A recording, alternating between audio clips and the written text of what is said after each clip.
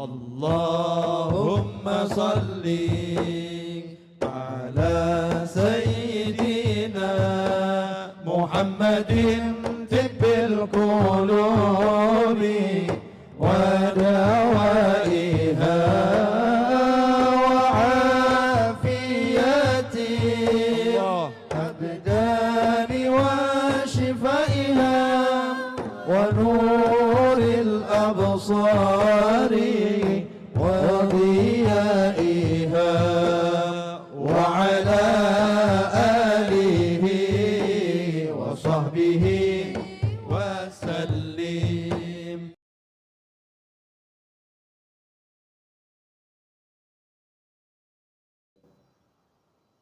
Bapak-bapak, ibu-ibu yang berbahagia, berkhusus Ketua DKM Masjid Nurul Amal dan jajarannya yang sama-sama kita hormati, Bapak Juwana Suwarno, Mayor Juwana Suwarno. Kita doakan mudah-mudahan panjang umur, sehat walafiat, berkah dunia dan berkah akhirat. Ketua RW 07 sama-sama kita hormati Bapak Ustadz Haji Ahmad Horiri. Kita doakan juga sama-sama semoga panjang umur, sehat walafiat, dimudahkan segala urusannya, berkah dunia dan akhirat. Kita yang hadir pada kesempatan malam yang berbahagia ini, semoga Allah panjangkan umur kita dalam taat dan patuh pada Allah Subhanahu wa Ta'ala, dan ending akhir kehidupan kita mati dalam keadaan husnul khatimah. Bersyukur kita kepada Allah Subhanahu wa Ta'ala atas segala limpahan rahmat, taufik, hidayah, serta rentetan nikmat yang diberikan pada kita sekalian. Nikmat panjang umur, iman wal Islam, sehat dan kesempatan, sehingga dengan nikmat-nikmat tersebut mampu menggerakkan langkah kita, membulatkan tekad kita hadir di masjid ini dalam rangka menguburkan kewajiban kita, yaitu sholat maghrib. Dan alhamdulillah maghrib kita laksanakan secara berjamaah, lanjutkan dengan thalabul ilmi. Mudah-mudahan rangkaian ibadah kita pada malam hari ini dicatat sebagai salah satu amal pemberat yaumil akhir. Salawat salam semoga tercurah kepada kecilan kita, baginda besar kita Muhammad sallallahu alaihi wasallam, keluarga dan para sahabatnya. Semoga kita termasuk umat yang selalu istiqamah menjalankan syariatnya dan selalu mengharapkan syafaatul uzma di yaumil kiamat kelak. Amin amin ya rabbal alamin. Bismillahirrahmanirrahim. Qala Syekhul Mu'allif rahimallahu ta'ala wa nafa'ana bih wa bi barakati ulumih wa bi kun fid darin amin. Al qalbul wajal wa alladhi yakhufu Allah ta'ala azza wa jalla Allah yaqbalallahu minhu al-amal wa alla yanji min adabi rabbih. Kajian malam hari ini kita bicara qalbul wajal. Kemarin qalbul a'ma, hati yang buta. Sekarang qalbul wajal, hati yang merasakan takut. Sehingga di dalam definisi katakan huwallazi yakhafullahu ta'ala azza wa jalla ala yaqbilu minhul amal. Itu hati yang merasakan takut kepada Allah Subhanahu wa ta'ala, dan takut juga ala yuqbalu minhul amal. Takut amalnya enggak diterima. Kita capek-capek ibadah, ternyata nggak dapat hadiah pahala dari Allah Subhanahu wa Ta'ala. Wala yanji min azabi rabbih, dan merasakan takut tidak mendapatkan pertolongan daripada hukuman Allah. Ini disebut dengan hati yang wajal. Wajalun maknanya melebihi dari khauf atau khasyah. Di dalam Quran ada kalimat khauf, ada khasyah. Maknanya takut. Cuman kalau wajalun, takut sambil gemetar. Kita ada dalam Al-Quran ada kalimat takut. Wa amma man khafa maqama rabbih wa nahan nafsa 'anil hawa fa innal jannata yal ma'wa. Adapun orang-orang yang merasa takut terhadap kebesaran Allah dan mampu mengendalikan hawa nafsu, maka surga tempat dia kembali. Itu ada kalimat wa amma man khaufa, kalimat khaufa khauf, atau nanti di surah Al-Bayyinah ada kalimat khasyah. Sinonimnya maknanya takut. Innalladzina amanu wa amilus solihati ulaika hum khairul bariyah. Sungguhnya orang-orang yang beriman, imannya diwujudkan dengan amal soleh, perbuatan nyata, ulaika hum khairul bariyah. Mereka itu mendapatkan predikat sebaik-baiknya makhluk. Apa kompensasinya mereka beriman dan beramal soleh? Jazahum inda rabbihim jannatu adnin tajri min tahtihal anhar khalidina fiha abada. Ganjarannya adalah dari Tuhan mereka, yaitu Allah Subhanahu wa taala, yaitu surga Aden, yang di bawahnya mengalir sungai, di bawahnya mengalir sungai, dan mereka kekal di dalamnya. Radhiyallahu anhum wa radu'an, dan Allah redha terhadap mereka dimasukkan ke dalam surga. Wa radu'anhu, dan mereka dalam surga merasakan puas dengan amal apa yang pernah dilakukan di dunia. Ya, zalika liman khasyiya rabbah. Ada kalimat khasyiyah. Yang demikian itu bagi orang yang takut kepada Tuhannya, kepada Allah. Jadi maknanya sama antara khauf khasyiyah. Begitu juga wajal. Syekh Nawawi memberikan suatu komentar tentang kalimat wajal. Ini lebih tinggi dari khauf, lebih tinggi daripada khasyiyah. Dua komentarnya adalah asul khaufi ma'rifatullah bi jalalillahi ta'ala wa ghanihi jam'il khalqihi.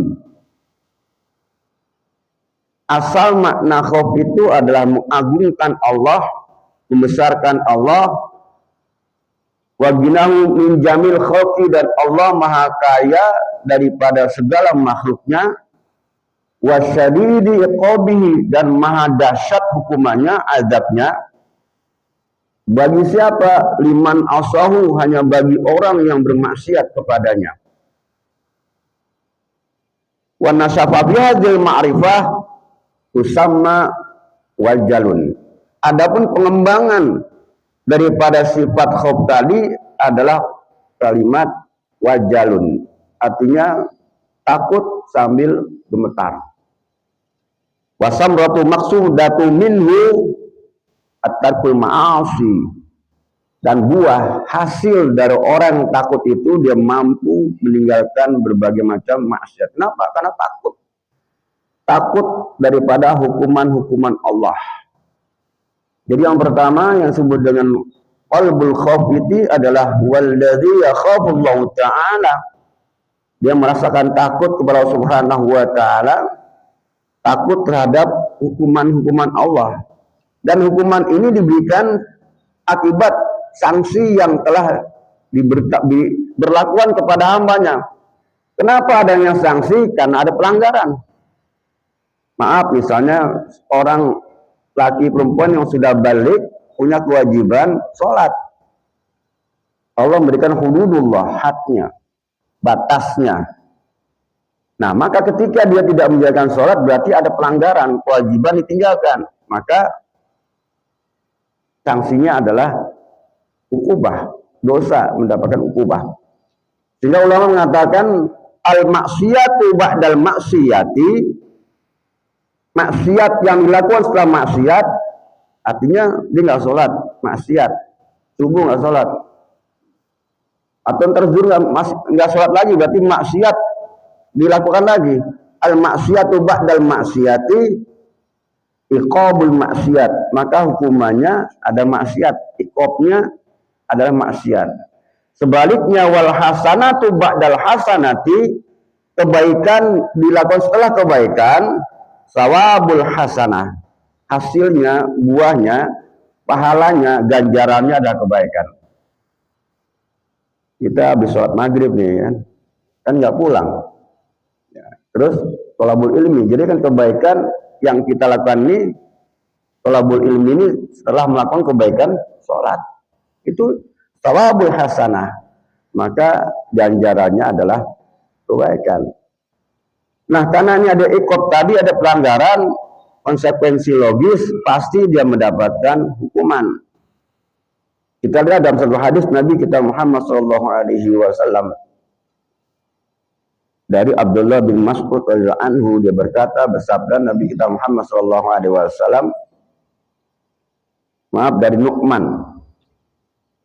Nu'man bin Bashir radhiyallahu anhuma, dia berkata, qala sami'tu Rasulullah sallallahu alaihi wasallam yaqul, saya mendengar, kata Nu'man bin Bashir, saya mendengar Rasulullah sallallahu alaihi wasallam bersabda, inna ahwana ahlin nar, seringan-ringannya penduduk neraka, azaban, diazab, dihukum, disiksa, yaumal qiyamati, pada hari kiamat, adalah rajulun yuba'u fi ahmadi qadamai, yaitu kedua telapak kakinya, di bawah kedua telapak kakinya itu diletakkan jamrotani, yaitu dua bara api. Kalau bara api ya mungkin habis membakar kayu ada apinya tuh kan, ada baranya. Itu diletakkan, taruh di bawah kaki. Itu saking sakitnya sampai yagli minhuma dimaghu, sampai sakitnya itu merasakannya di otak. Percaya nggak kira-kira nih? Kalau nggak percaya coba aja deh tuh. Kaki taruh bara api tuh bang. Nah, ini neraka semuanya. Itu kata Nabi, seringan-ringannya azab, luar biasa, itu paling ringan. Apalagi paling dahsyatnya. Tetapi sebagian orang mengatakan, ma yaro anna hadan asaddun minhu azaban wa innahu ahwanu azaban. Orang menyangka bahwasanya itu azab yang paling dahsyat menurut ahli neraka, padahal itu merupakan seringan-ringannya. Bahkan dalam Al-Quran banyak sekali Allah menghukum orang-orang ketika masuk neraka. Ya. Innal ladzina kafaru bi ayatina saufa nuslihim nara. Ini orang-orang yang ingkar terhadap ayat-ayat kami, ingkar terhadap perintah-perintah kami, ingkar terhadap aturan-aturan kami, ingkar terhadap hukum-hukum kami, saufa nuslihim nara. Pasti kata Allah akan dimasukkan ke dalam api neraka.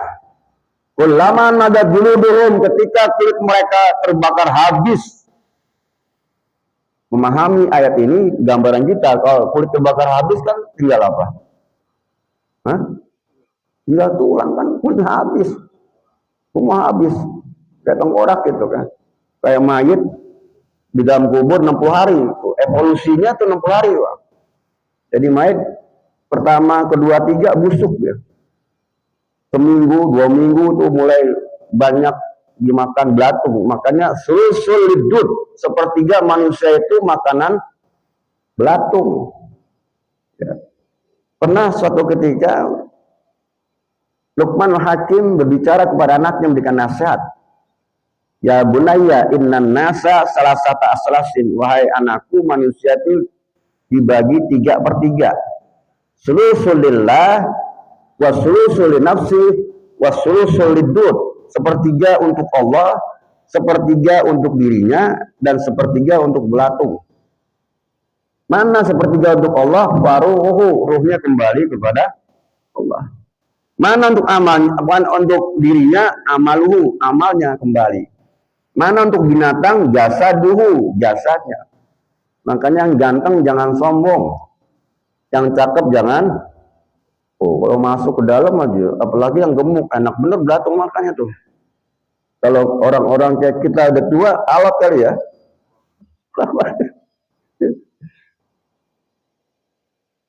Nah artinya Allah Subhanahu wa taala menjelaskan saufa nuslihim naro kullaman nadat juluduhum, ketika kuat mereka terbakar habis, apa kata Allah? Badalnahu juludan ghairiha. Kami ganti lagi tuh dengan kulit yang baru. Tuh. Karena di neraka atau di akhirat tidak ada kematian. Apakah mati? Enggak. Ya dukul azab, agar mereka merasakan betapa dahsyatnya azab. Nanti bisa dilihat kalau nggak salah surat An-Nisa ayat 54. Kalau nggak 54, kalau salah 56 lah, antara 54 56 itu. Biasanya kalau nggak salah benar. Ya, itu gambaran betapa dahsyatnya kalau kita baca ayat itu sih ngeri, dengerin juga ngeri. Tapi kalau sampai rumah nonton sinetron lupa lagi tuh, nggak takut lagi itu. Tapi pas sinetronnya azab dalam kubur ngeri lagi, kembali lagi ngeri. Ini orang-orang yang wajar tadi qalbul wajar itu merasakan khauf. Nah bentuk khauf itu adalah bentuknya asar pengaruh orang yang takut itu adalah tarkul ma'asi, mampu meninggalkan berbagai macam maksiat. Itu hasilnya, buahnya. Wasamratu maksudatu minhu, adapun buah hasil daripada orang yang punya qalbul wajar tadi ada tarkul ma'asi, mampu meninggalkan berbagai macam maksiat. Wa fi riwayatin ukhra, di dalam riwayat lain diceritakan dari Anas bin Malik radhiyallahu anhu, dia berkata khotbah Rasulullah sallallahu alaihi wasallam khutbatan ma sami'tu bislaha qattu. Anas bin Malik berkata Rasulullah sallallahu alaihi wasallam ketika berkhutbah, khutbahnya saya mendengar tidak seperti biasanya. Kenapa? Bahasanya seakan-akan menakutkan. Kata beliau, kata Rasulullah, lau ta'lamu ma'a'lam, seandainya kalian semua tahu apa yang aku ketahui, la bahiktum qalilan, niscaya sedikit tertawa, wala bakaitum kesiran, dan banyak menangis. Maka ketika Rasulullah SAW mengucapkan kalimat tersebut, para sahabat wa ghaddu ashabu Rasulullah SAW wujuhahum walahum khanin. Kemudian para sahabat itu menutupi wajahnya dengan kedua tangannya sambil menangis karena merasakan takut khaufnya kepada apa yang diucapkan Nabi. Jadi ada dua riwayat. Yang pertama dikatakan para sahabat menutup wujuhum, mukanya, wajahnya. Satu riwayat mengatakan menutup kepalanya. Jadi katakan bahwasanya para sahabat itu menutup diantaranya wagoddu ru'usahum walahum khonin. Ya khonin. Jadi gambaran kita, jadi dia duduk gitu ya, sambil mukanya tutup, tapi sambil khonin menangis. Kata dia mengatakan para sahabat mukanya digituin sambil menangis. Jadi menangis para sahabat ini artinya sambil nangis sambil apa ya, kalau terisak-isak ya bahasa Indonesianya ya? Terseduh-seduh gitu ya. Apalagi pakai kopi enak benar terseduh ya. Kalau bahasa agamanya yang disebut khonin itu adalah wal buka'u ma'a gunnah, nangis sambil gunnah. Gunnah ini bahasa berdengung ya. Nangisnya sambil berdengung, wan shifaqi fi sauti minal anf, dan suaranya ada di hidung. Coba praktek deh ini. Kalau nggak dipraktekin susah gitu. Contohnya kalau kita dipraktekin pas dimarahin bini, nah gitu kan, nangis gitu. Bini pulang kampung gitu. Tuh, jadi nangisnya terisak-isak, terseduh-seduh. Itu para sahabat nangis. Jadi saking khauf, saking takut, saking wajarnya terhadap hukuman-hukuman Allah Subhanahu wa taala. Nah, getaran-getaran khauf ini menunjukkan adanya keimanan dia kepada Allah Subhanahu wa taala. Makanya menangis dalam kacamata agama itu menjadikan bagian daripada ibadah. Ya, nangis kendati pun nanti ada 6 macam menangis ya, tapi yang 3 ini masuk bagian ibadah kepada Allah Subhanahu wa taala. Dan orang menangis karena takut justru nanti pada hari kiamat mendapatkan naungan, mendapatkan pertolongan dari Allah Subhanahu wa taala. Di antara 7 golongan tadi, sab'atun yuzilumullahu fi zillihi yauma la illa zilluh. Ada 7 kelompok yang mendapatkan naungan Allah, perlindungan Allah, di mana pada satu hari tidak ada perlindungan kecuali perlindungan Allah ketika nanti yaumil ba'si, padang mahsyar. Di antara 7 kelompok itu adalah rajulun zakarallahu ta'ala fi khaliyah. Seseorang dia mengingat kepada Subhanahu wa ta'ala fil khawwah, di dalam kesendirian, dalam kesepian. Mungkin gambarannya ketika sendiri malam bangun, dia sepi sendiri, ingat perjalanan hidupnya di masa lalu. Ternyata mungkin dalam perjalanan itu banyak sekali perbuatan-perbuatan yang dianggap bermaksiat, melanggar aturan Allah Subhanahu wa ta'ala. Fafadot ainahu, tidak terasa air matanya berinang. Ini orang menangis ini, sehingga timbulnya orang menangis ini, dia berhenti daripada berbagai macam maksiat karena takut, tidak diulang lagi. Ya, sugestinya karena memang takut, tidak terasa tadi. Makanya menangis ini merupakan bagian daripada ibadah. Sayyidina Ali karamallahu wajhah menyebutkan al-buka'u ala salasati aujuh. Orang menangis itu dibagi menjadi 3 wajah, 3 bagian. Ini kategori menangis yang menjadikan ibadah. Di antaranya itu ahaduha al-buka'u min khaufil adabillahi ta'ala. Menangis sebabkan memang takut terhadap azab Allah, takut terhadap siksa Allah, takut terhadap hukuman-hukuman Allah. Wasani al-buka'u mirahbatis sukhti. Yang kedua, menangis sebabkan karena merasakan takut dimurkai Allah. Wasalis, yang ketiga, al-buka'u min khasyatil qati'ah. Yang 3, menangis karena takut diputuskan rahmat Allah Subhanahu wa ta'ala. Nah, 3-tiganya ini menjadikan salah satu bagian daripada ibadah. Ini bukan hadis Nabi, tapi menurut Sayyidina Ali karamallahu wajhah, yang merupakan sahabat Nabi yang punya quwwatun nutqiyah, kekuatan akalnya berbeda dengan sahabat yang lain. Kalau bahasa kita ini cendekiawan lah. Dia sahabat Nabi dari golongan anak-anak muda yang pertama kali masuk Islam. Bahkan akhirnya merangkap menjadi menantu Nabi. Sahabat merangkap jadi menantu, itulah Sayyidina Ali. Jadi bukan hadis Nabi, tapi ini merupakan asar.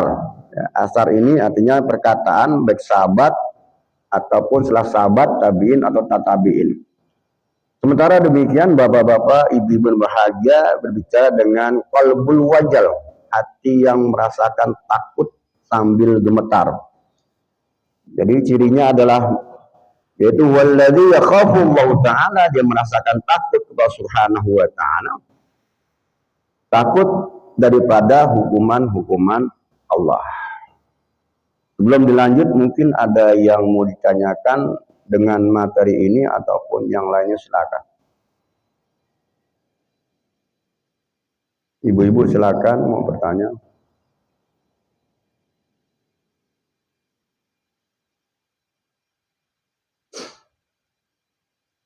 Silakan, itu ada remaja mau nanya nggak apa-apa. Kalau Pak Firman mau nanya. Assalamualaikum warahmatullahi wabarakatuh. Waalaikumsalam. Terkait dengan tubuh kita yang kubur itu tadi, saya juga mendengar Pak Ustaz, ada diantaranya tubuh itu yang ya, drama lah, wali lah. Apakah ini memang itu ada terjadi, Pak? Sekian. Assalamualaikum warahmatullahi wabarakatuh. Waalaikumsalam warahmatullahi wabarakatuh. Ada yang memang Allah selamatkan. Di dalam riwayat Nabi Shallallahu Alaihi Wasallam, arti diselamatkan itu bukannya utuh, malah tidak mendapatkan azab kubur, nggak mendapatkan azab kubur. Kemudian Allah pelihara badannya, tubuhnya itu dalam keadaan seperti semula dia masuk. Nabi Shallallahu Alaihi Wasallam bersabda, "Asrun tamnau asron." Ada 10 surat yang bisa mencegah daripada 10 macam perkara. Di antaranya surat-surat tadi adalah suratul waqi'ah tamnaul qabr, atau di lain katakan tamu fakih suratul mulki tamnau azabil qabr. Orang yang sering baca surat muluk, surat al-muluk itu depannya apa? Tabarakalladzi. Nah itu kata Nabi, suratul mulki tamnau azabil qabr. Orang mendawamkan, membiasakan, melazimkan surat Al-Muluk ini, maka surat ini akan mencegah daripada azab kubur. Tapi yang lazim, Pak ya. Makanya kalau di kampung itu kalau jenazah mau dimasukkan ke bawah, itu dibacakan surat Al-Muluk. Kalau Jakarta jarang ya, dibacakan. Karena nggak hafal gitu. Karena bawa ada Majlis Syarif itu.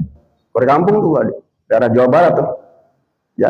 Dan ketika mau dimasukkan kan menggali itu lama tuh. Itu baca surah Al-Muluk nggak lama, nggak sampai 15 menit. Ya. Siapa aja di antara keluarganya dibaca. Itu salah satu bagian upaya supaya mencegah daripada azab kubur. Yang kedua, di samping nggak mendapatkan azab kubur, mereka melazimkan, dia bisa tubuhnya dalam keadaan utuh. Ya. Ulama kita yang belum lama 4 tahun yang lalu meninggal ya, Muhammad Zubair ya. Ketika dipindahkan dalam keadaan utuh, luar biasa tuh kan. Ya. Bacanya nggak sekali gitu kan. Kalau melazimkan berarti kan membiasakan, continue, terus menerus ya. Ini ya istiqomah ya, boleh istiqomah, istimrol atau mudawamah maknanya sama. Kendati pun kadang-kadang istiqomah dalam bentuk wajib, kalau bentuk sunnah istimror atau mudawamah. Nah, begitu Pak Firman ya, jangan dibilangin orang-orang ya, ini rahasia aja kita ya.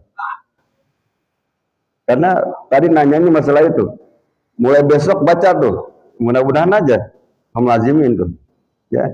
Jangankan malaikat, ya.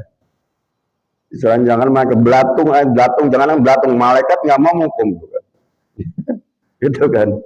Tapi biasanya yang rajin tuh ibu-ibu tuh, ya ibu-ibu ya biasa rajin tuh. Nah suratul waqi'ah tamnal fakri, surat waqi'ah telah mencegah daripada kemiskinan, baik kemiskinan masalah harta, akhlak, kemiskinan masalah ilmu dan sebagainya. Itu ada 10, saya tidak bahas 10, tapi sesuai pertanyaan, ada sebagian hamba Allah memang Allah pelihara, bahasanya ismah, terpelihara daripada tadi ya pengatan makanan belatung. Silakan, mungkin ada yang lain, Pak Haji mungkin. Waalaikumsalam warahmatullahi wabarakatuh.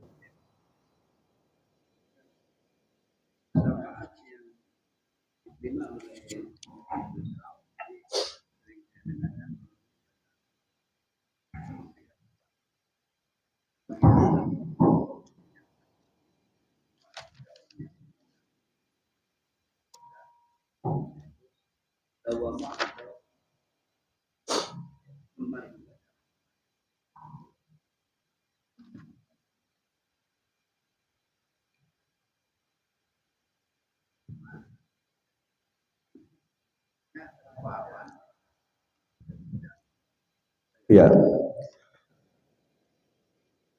syafaat ini bahasa kita ini adalah pertolongan. Jadi tidak hanya baca Quran saja, pertolongan seperti kita puasa juga nanti puasa yang memberikan syafaat. Artinya dia minta kepada Allah agar jasad ini jangan disiksa Subhanahu wa ta'ala. Itu kaitan dengan syafaat. Demikian juga ketika orang dalam keadaan membaca Al-Quran. Dalam hadis Nabi kita Muhammad SAW menjelaskan, Iqra'ul Quran, bacalah Al-Quran. Ya. Saya redaksi nggak persis ya. Bacalah oleh kamu Al-Quran. Karena sungguhnya Al-Quran itu menjadikan syafaat buat kamu. Artinya syafaat bagi orang yang membaca. Jadi syafaat itu bahasa kita pertolongan. Dengan pertolongan baca Al-Quran mungkin dengan pahala-pahala tadi itu mampu merendam daripada azab kubur. Ini merupakan salah satu bagian keuntungan orang-orang yang gemar membaca Al-Quran. Sebentar Pak Haji, saya sambil melihat hadis ini karena saya nggak hafal. Jadi salah satu bagian syafaat. Begitu juga sedekah itu menahan daripada api kubur. Maksudnya api kubur ini maksudnya azab siksa kubur. Itu satu bagian kalimat-kalimat tersebut yang diungkapkan Nabi kita Muhammad SAW itu merupakan salah satu dinamakan syafaat. Jadi dengan demikian bacaan-bacaan Quran yang biasa dilakukan itu memberikan manfaat buat si pembacanya agar senantiasa dia selalu membaca Al-Quran. Tidak ada hari tanpa dia membaca Al-Quran. Demikian sementara sambil saya nyari hadisnya nih. Depannya nggak hafal. Mohon maaf.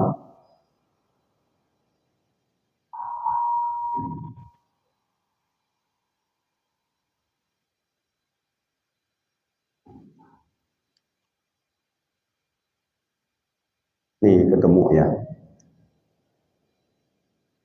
Hadis riwayat Imam Muslim, pendek hadisnya. Rasulullah SAW sabda, Iqra'u al-Qur'ana, bacalah oleh kalian akan Al-Quran. Fa'innahu, karena sungguhnya Al-Quran itu ya'ti yaumal qiyamah, jadi bukan di kubur saja.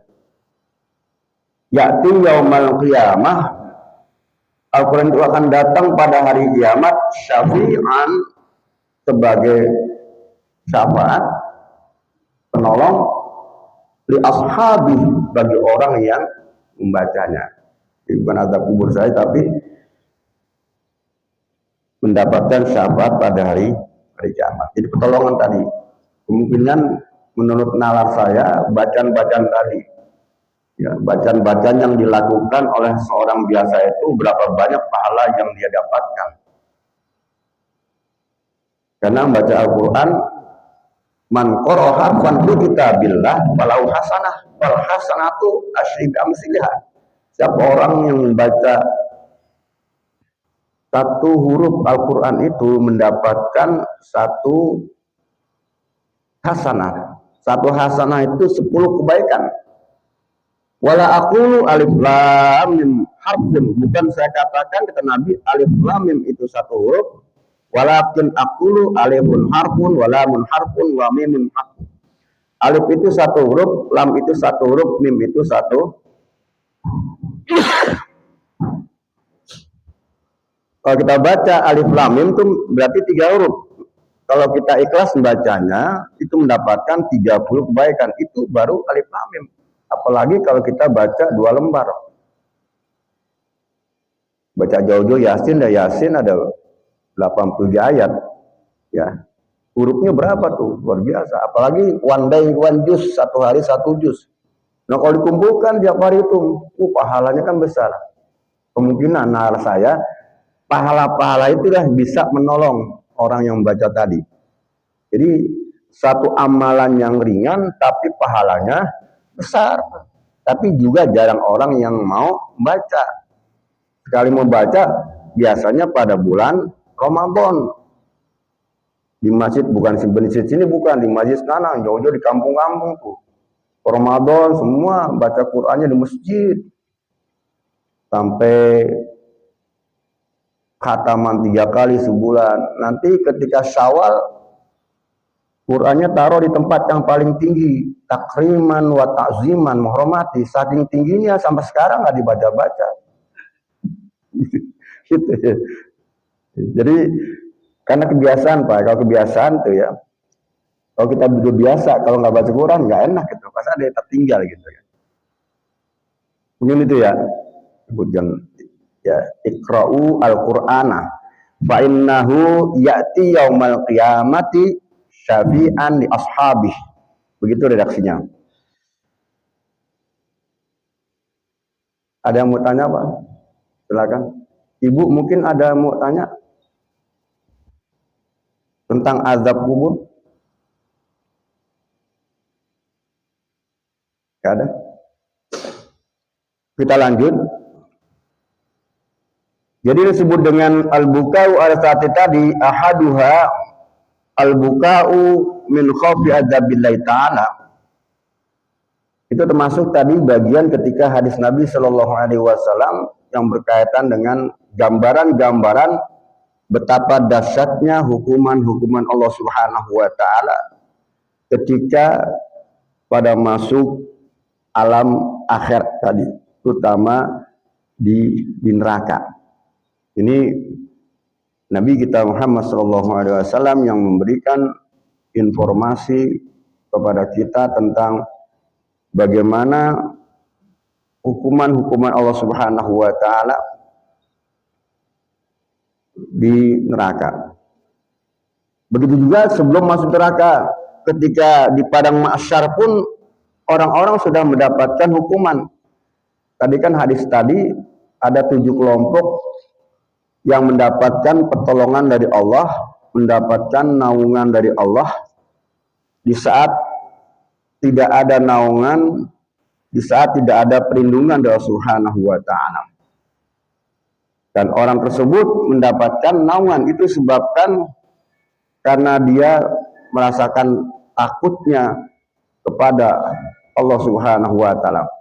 Nah, orang yang merasakan takut itu semestinya selalu menjauhkan daripada larangan-larangan Allah untuk dikerjakan dan menjalankan perintah-perintah Allah dengan cepat, sehingga bahasa katakan musara'atu fil khairat, dia cepat melaksanakan perbuatan-perbuatan yang baik. Itu bentuk daripada orang yang takut kepada Allah Subhanahu Wa Taala. Sedangkan nanti di alam padang mahsyar saja, ketika manusia dibangkitkan, semua dibangkitkan, wa idzal quburu bu'sirat. Di dalam surah Al-Fitor katakan Allah Ta'ala berfirman, apabila kubur-kubur dibangkitkan, itu dalam keadaan gelap gulita Pak. Karena alam kan semesta ini hancur. Idza syamsu kuwirat, ketika terjadi kiamat, matahari tergulung habis. Tergulung artinya hancur maka tidak ada penerangan lagi. Nah, karena tidak ada penerangan, maka penerangan yang pertama kali Allah Subhanahu Wa Taala berikan untuk melihat keadaan manusia itu, maka diciptakanlah matahari. Maka ketika diciptakan matahari, kata Nabi Shallallahu Alaihi Wasallam, tudna syamsu yaumal qiyamati minal khalqi kal miqdari mail.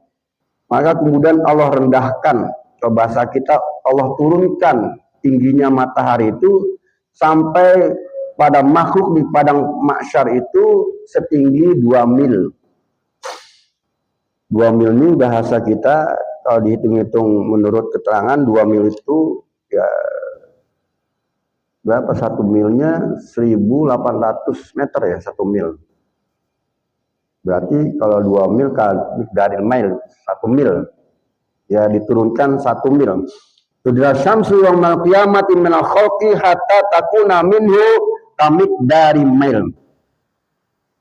Diturunkan direndahkan matahari pada hari kiamat minal khalqi di atas makhluk hatta takuna minhu kamikdari mail. Itu setinggi satu mil. Jadi tingginya itu 180 meter, nggak sampai 2 kilo. Betapa dahsyatnya panasnya, Pak.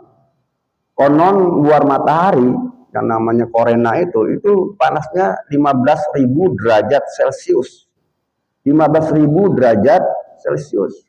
Karena jarak antara matahari dan bumi menurut ahli fisika itu jaraknya 148 juta mil. Jarak matahari dan bumi itu ahli fisika, Pak. Saya baca di klasifikasi Al-Qur'an. Itu ada keterangan jarak matahari dan bumi itu 148 juta mil.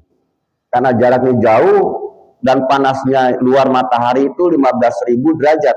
Tengahnya itu 50.000 derajat Celcius. Dan inti matahari itu 200 derajat Celcius. Nah, saking jauhnya itu, maka panas matahari ke bumi itu paling panas 75 derajat. Itu pun di arah timur tengah. Jakarta kemarin ekstrim saja, 39 saja kita repot bener ya. Baru 39 derajat. Malam-malam mau tidur gerahnya minta ampun, apalagi nggak punya AC. Waduh, baju dibuka tuh. Itu 39 derajat, apalagi ini ya 15.000 derajat Celcius di atas makhluk ketika itu betapa terjadinya. Luar biasa. Ya, ngeri memang kalau ngeri. Oleh karena itu siapa yang tolong tadi diantaranya ada orang yang merasakan takut. Warajulun zakarallah ta'ala bi khalwah fafadat ainahu. Itu orang ketika di dunia itu senantiasa mengingat berzikir kepada Subhanahu wa ta'ala dalam keadaan sunyi, dalam keadaan sepi, tidak terasa air matanya belinang disebabkan karena dosa-dosanya dan dia minta ampun kepada Allah Subhanahu wa ta'ala.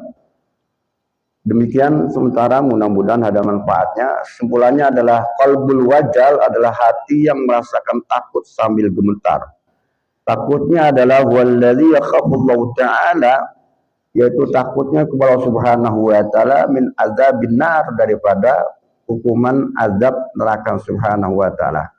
Sehingga orang-orang yang merasakan takut ini membuatkan hasil, mendapatkan buah wasamratu maksudatu minhu at-tarkul ma'asi, dia sehingga mampu meninggalkan berbagai macam maksiat. Mudah-mudahan bermanfaat buat kita, mudah-mudahan hati kita senantiasa diampuni dosanya Subhanahu wa ta'ala, diampuni segala noda dan dosa kedua orang tua kita, guru kita, berkahkan rumah tangga kita, dan akhir ucapan kita bisa mengucapkan kalimatul ikhlas, kalimat la ilaha illallah Muhammad Rasulullah sallallahu alaihi wasallam. A'udzubillahi minasyaitonir rajim. Bismillahirrahmanirrahim.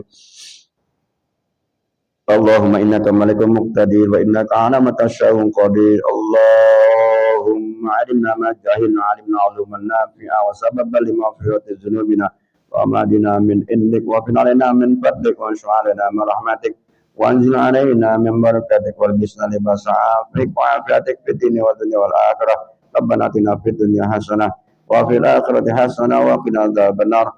Sallallahu Muhammadin wa ala alihi washabihi ajma'in walhamdulillahi rabbil alamin. Subhanaka wa bihamdika asyhadu an la ilaha illa anta astaghfiruka wa atubu ilaik. Assalamualaikum warahmatullahi wabarakatuh.